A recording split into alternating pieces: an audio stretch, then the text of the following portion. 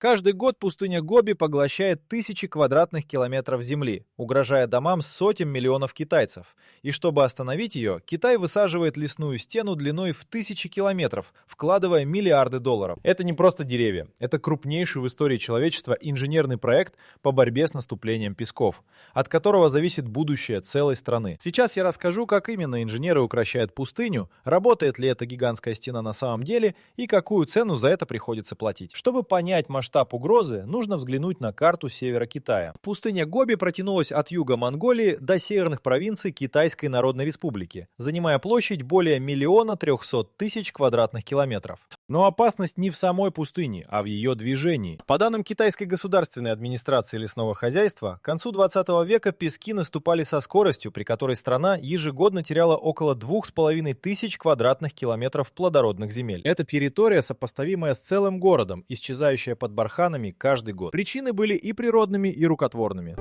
Веками кочевники скот на степных окраинах пустыни. А в 20 веке к этому добавились массовая распашка целины, вырубка лесов и осушение рек. Трава, которая держала почву, исчезала, и ветер поднимал в воздух миллионы тонн песка. Так рождались песчаные бури, которые докатывались до Пекина. Особенно страшной оказалась весна 2001-го. В марте на столицу обрушилась буря такой силы, что небо стало желто-бурым, аэропорты закрывались, а песок оседал даже на улицах Сеула и достигал Японии. Жители надевали маски, машины двигались с включенными фарами среди дня. Метеорологи фиксировали, как облака пыли из Гоби пересекали Тихий океан и долетали до западного побережья Соединенных Штатов. Проблема давно перестала быть локальной. Опустынивание угрожало примерно 400 миллионам человек, почти трети населения страны. Под угрозой оказались пахотные земли, железные дороги, деревни и целые провинции. Пустыня поступала к жизненно важным районам, и власти понимали, если ничего не предпринять, песок поглотит то, что кормит и держит на плаву весь север Китая. Именно тогда родилась идея, которая изменит облик страны на десятилетия вперед.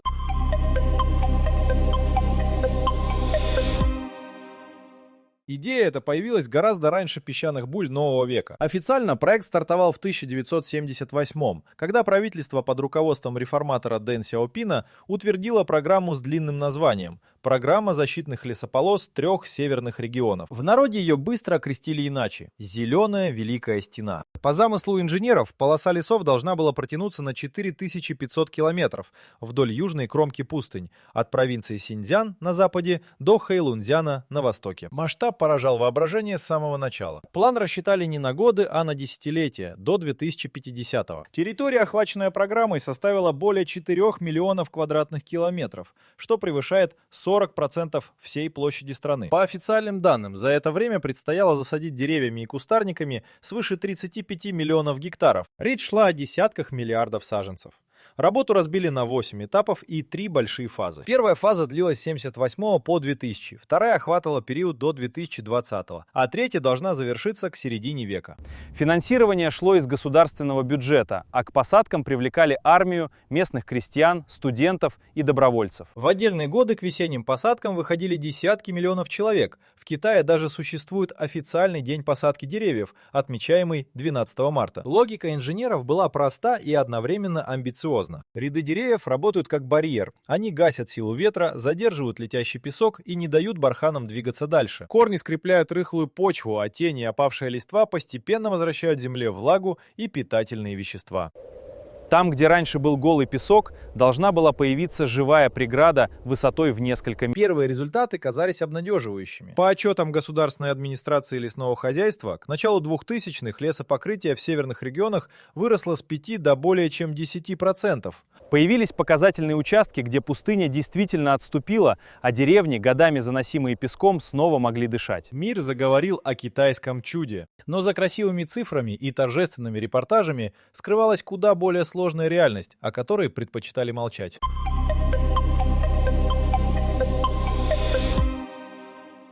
Прежде чем разбираться в проблемах, стоит понять, как именно устроена сама лесная стена вблизи. Инженеры не сажают деревья хаотично, за посадками стоит целая наука. Чаще всего используют тополь, особенно быстро растущие гибридные сорта вяз, сосну и облепиху. А на самых сухих участках кустарники вроде саксаула и тамариска, способные выживать почти без воды. Полосы высаживают не сплошным лесом, а рядами с точным расчетом. Между деревьями оставляют интервалы, чтобы ветер, проходя сквозь ряды, терял скорость постепенно постепенно, а не обходил преграду. Такая продуваемая структура эффективнее сплошной стены. Она разбивает воздушный поток и заставляет песок оседать прямо у корней. Обычно первым рядом ставят низкий кустарник, за ним средние деревья, а в глубине высокие тополя, создавая ступенчатый барьер. Но самое интересное происходит на границе с движущимися барханами. Там, где сыпучий песок не дает саженцам закрепиться, инженеры применяют технологию соломенных шашечек. Работники вручную втыкают в песок пучки соломы или сухих стеблей, формируя сетку из квадратов размером примерно метр на метр. Эти клетки удерживают верхний слой песка на месте, гасят ветер у самой земли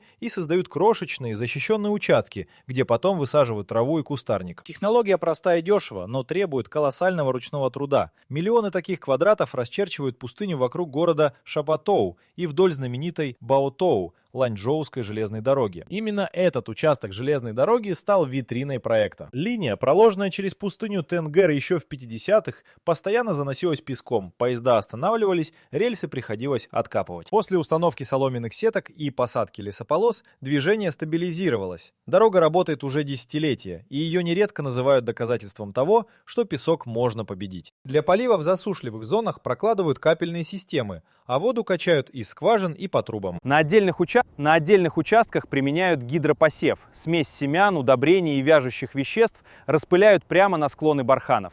Все это тщательно спланированная инженерия, где каждый саженец имеет свое место. И все же природа Северного Китая оказалась куда упрямее любых расчетов. Упрямство природы начиналось с простой арифметики влаги.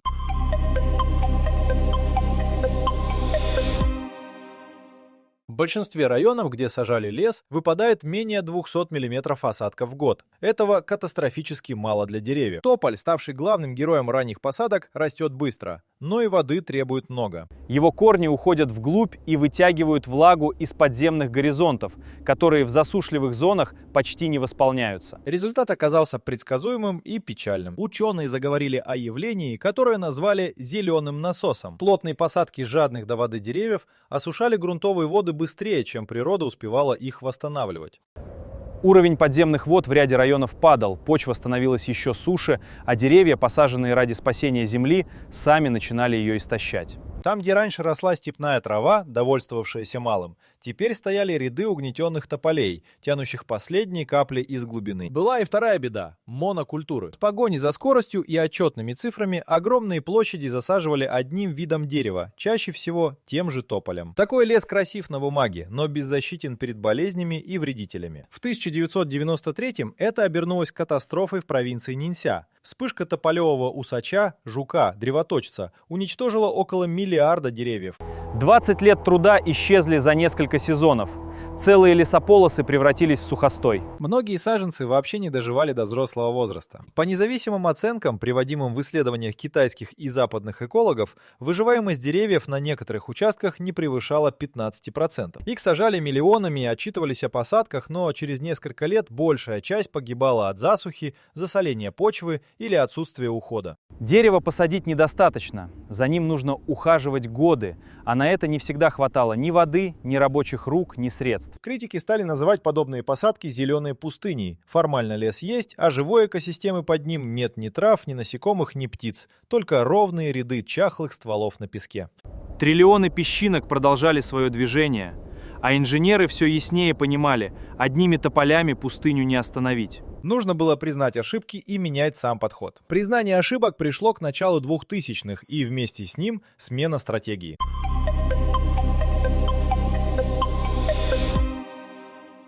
Ученые из Академии наук Китая настояли на том, что слепая посадка деревьев должна уступить место более тонкому подходу. Вместо сплошных тополевых массивов инженеры стали делать ставку на смешанные посадки и на растения, действительно приспособленные к пустыне. Главным героем нового этапа стал саксаул, невзрачный кустарник, способный жить там, где гибнет любое дерево. Его корни уходят на 10 и более метров, доставая влагу с огромной глубины, и почти не требуют полива. Но настоящую ценность саксаулу придало неожиданное партнерство. На его корнях паразитирует растение цистанхи, известное в китайской медицине как пустынный женьшень. Крестьяне начали высаживать саксаул не только ради защиты от песка, но и ради урожая цистанхи, который продается дорого. Так борьба с пустыней впервые стала приносить деньги, а не только требовать их. Параллельно инженеры внедрили технологии, которых не было в 70-х. Появились дроны, разбрасывающие семена над труднодоступными барханами. Один аппарат засевает за день площадь, которую бригада людей обрабатывала бы неделю. Спутники и беспилотники стали следить за состоянием посадок,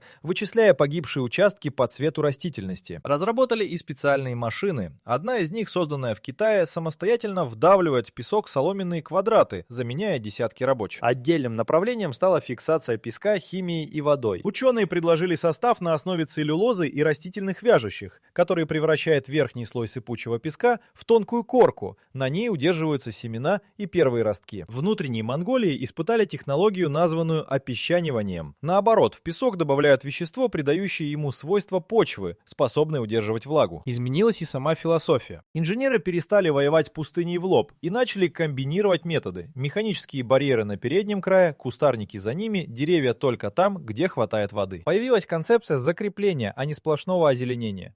Цель не покрыть лесом все подряд, а остановить движение песка минимальными средствами. Именно этот прагматичный подход стал приносить первые устойчивые результаты. Но главный вопрос оставался открытым. Работает ли гигантская стена в целом? Или это лишь набор удачных показательных участков? Ответ на этот вопрос осложняли сами методы отчетности.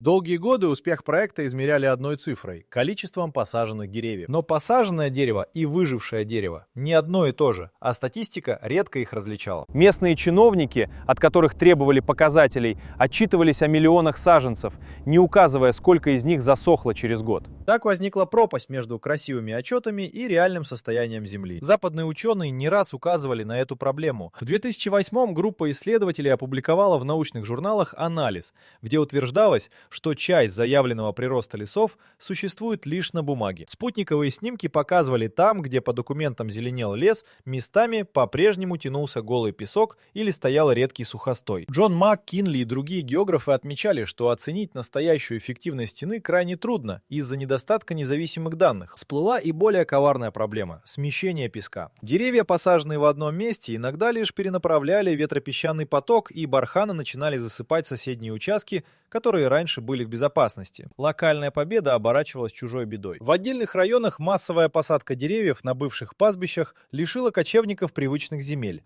а обещанная защита так и не заработала в полную силу. Отдельного разговора заслуживает вопрос воды. Ученые подсчитали, что если бы все запланированные деревья действительно выросли и достигли зрелости, они потребляли бы столько влаги, что в засушливых районах это грозило бы полным истощением подземных источников. Иными словами, полностью реализованная стена в ее первоначальном виде могла бы навредить не меньше, чем сама пустыня.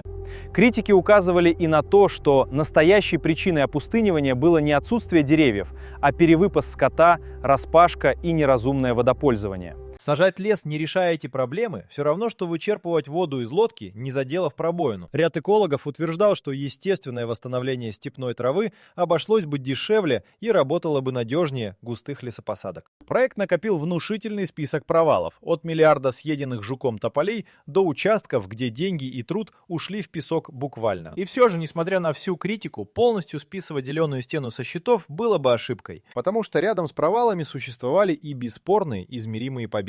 Самое убедительное доказательство побед лежит там, где пустыню удалось не просто остановить, а обратить вспять.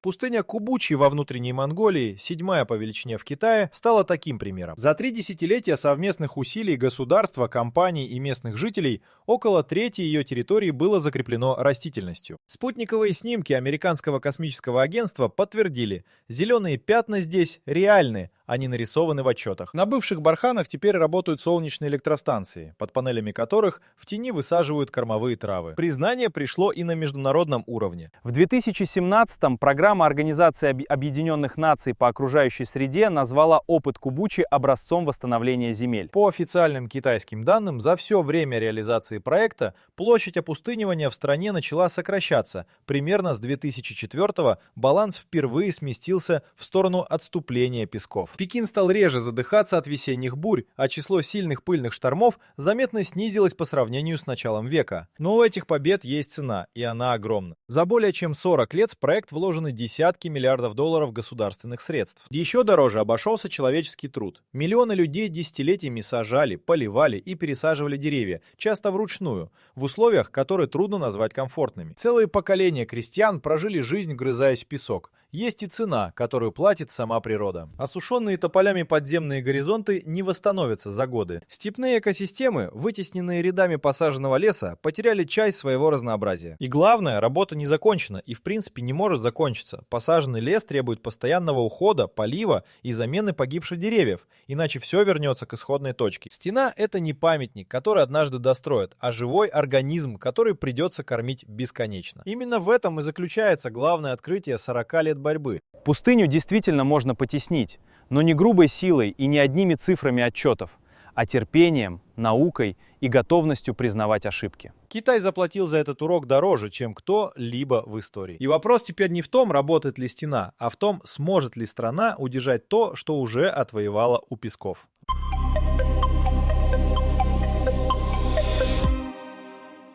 Удержать отвоеванное Китай решил не сбавляя темпа, а наращивая его. В 2023-м руководство страны объявило о новом рывке в борьбе с песками, сосредоточив усилия на 3 крупнейших очагах опустынивания вокруг пустынь Такла, Макан, Гоби и Бадын-Джаран. Особое внимание уделили Такла, Макану. Вокруг этой громадной пустыни на юге Синьцзяна начали замыкать зеленое кольцо. В конце 2024-го китайские СМИ сообщили, что защитный пояс длиной более 3000 километров вокруг Такла-Макана был замкнут. Песчаное сердце пустыни впервые оказалось окружено полосой растительности и механических барьеров. Изменился и сам характер проекта. Если в 70-х ставку делали на количество деревьев, то теперь на сочетание методов: солнечные панели, закрепляющие песок и дающие энергию, кустарники вместо жадных до воды тополей, экономически выгодные культуры вроде цистанхи, спутниковый контроль за каждым участком. Пустыню перестали рассматривать только как врага, ее стали превращать в ресурс, добывая на бывших барханах электричество и лекарственное сырье. Итог 40 с лишним лет работы противоречив, и честнее всего признать это прямо. С одной стороны, миллиард деревьев, съеденных жуком, участки, где саженцы засохли впустую, осушенные подземные воды и отчеты, расходившиеся с реальностью. С другой, реально сократившаяся площадь опустынивания, отступившая от Пекина песчаные бури,